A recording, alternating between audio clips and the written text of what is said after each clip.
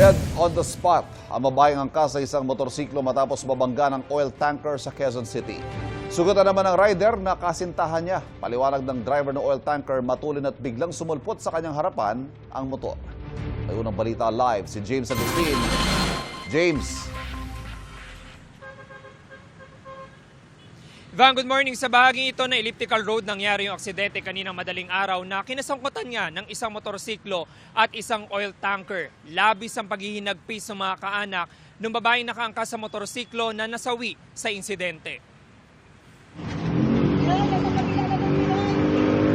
Wala ng buhay ang 22 anyo sa babaeng angkas ng isang motorsiklo nang datna ng kanyang mga kaanak sa Elliptical Road, Quezon City.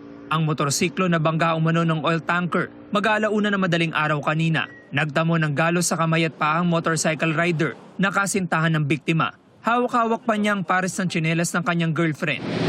Ang sakit. Sobrang sakit. Ayon sa rider, galing silang Valenzuela at patungo sa Quezon Memorial Circle na mangyari ang aksidente. Nandun na po kami sa tapat ng circle, liliko na lang po sana kami. Hindi po nagdahan-dahan yung truck na nasa likod. Nakita naman po malayo pa lang po, nakasignal light na ako eh. Galing naman Valenzuela ang oil tanker na magde-deliver sana ng diesel sa Taytay, Rizal. Biglang sumulpot siya, tulin. Binusnahan ko na siya ng gusto. Tuloy-tuloy pa rin siya, hindi siya nag-respond ng umuwas ako eh. Tumama pa ako sa gutter eh, iniwas ko to eh. Labis ang paghihinagpis ng nanay at mga kaanak ng biktima. Ang tiyahin ng biktima hinarap pa ang driver ng oil tanker. Sana hindi na siya makalabas. Pagbayaran niya yun. Nasa kusodian ng QCPD Traffic Sector 3 ang driver ng oil tanker na maharap sa reklamong reckless imprudence resulting in homicide, damage to property at physical injury.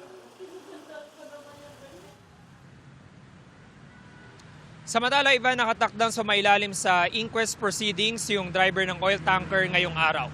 Yan ang unang balita mula rito sa Quezon City. Ako po si James Agustin para sa GMA Integrated News.